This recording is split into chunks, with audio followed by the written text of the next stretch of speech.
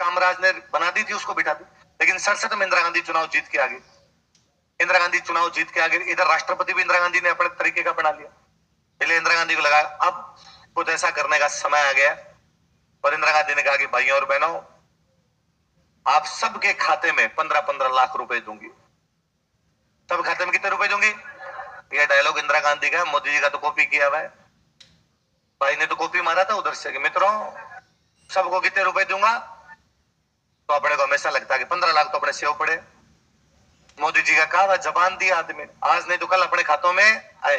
कितने? तो आप गरीब नहीं हो, आपके पास ऑलरेडी कितने रुपए पड़े हैं, वो तो खाते में है, आ जाएंगे, आज नहीं तो कल आ जाएंगे, दे देंगे। प्रधानमंत्री के आगे थोड़ी भागेगा पैसे, है ना।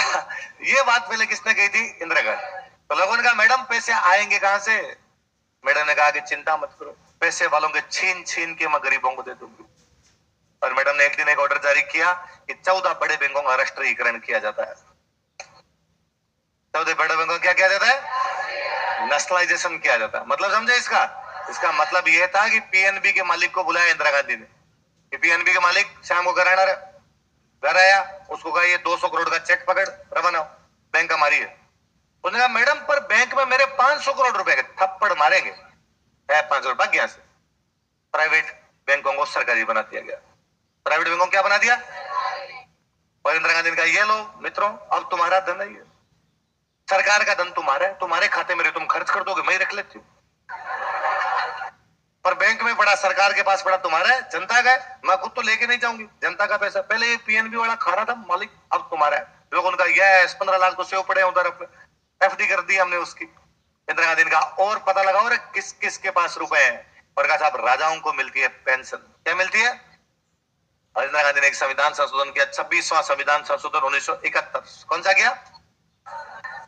और इंदिरा गांधी का प्रीव्यू वर्ष समाप्त, राजाओं को किसी भी प्रकार के प्रीव्यू वर्ष मिलेंगे नहीं। तो कौन से संविधान संशोधन द्वारा? कब किया गया?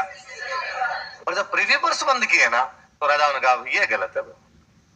जब वल्लभ भाई पटेल ने हमसे साइन करवाए थे, तब वल्लभ भाई पटेल ने कहा था कि मैं जो प्रॉमिस कर रहा हूं ये प्रॉमिस हमेशा निभाए जाएंगे। और 2 प्रॉमिस किए थे, एक तो तुम्हें राज प्रमुख के पद मिलेंगे, एक तुम्हें क्या मिलेगी? पेंशन।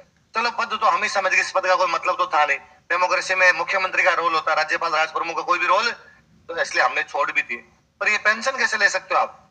और ये पेंशन आपने हमें इसलिए दी थी क्योंकि हमने आपको हमारी संपत्ति दी थी। हमने एसएमएस का स्टेडियम आपको दे दिया, एसएमएस का हॉस्पिटल आपको दे दिया, और हमने जो भी बड़ी बड़ी बिल्डिंग्स, अपने पुराने जो भी हॉस्पिटल्स बने हुए वो सारे राजाओं के टाइम के, तो राजाओं ने बनाए थे। राजाओं ने कहा भाई हमने आपको बिल्डिंग दी थी, वरना उस टाइम हम बिल्डिंग अपने नाम करवा जाते, हम आपको नहीं देते, और ये आपने गलत किया। इंदिरा गांधी ने कहा कर दिया तो कर दिया, जो तुम्हें करना हो वो कर लो।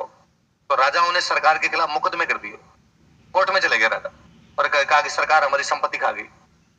इसलिए खूब सारे राजा सरकार से अपनी संपत्तियां वापस जीत गए। इसलिए 4-5 साल पहले जोधपुर के राजा ने हाईकोर्ट की बिल्डिंग राजस्थान सरकार से वापस ले ली, कहा जिसमें हाईकोर्ट चलता नहीं, बिल्डिंग मेरी है, मैंने इसलिए दी थी कि साहब ये था, आपने बंद की, मुझे हाईकोर्ट की बिल्डिंग वापस दो। राजा केस जीत गया, इसलिए आजकल राजस्थान सरकार अपना नया हाईकोर्ट बना रही है। राजा ने कहा ये बिल्डिंग मुझे वापस चाहिए। तुम क्या करोगे? कहा मैं भले इसमें गोरों को बिठा के चाय पिलाऊंगा, लेकिन ये बिल्डिंग तुम्हें तो।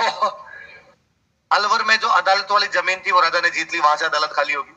ऐसे कई जगह इनके मुकदमे हुए, बाद में भारत सरकार के राजाओं के बीच में लोचे होने शुरू हो गए, लफड़े होने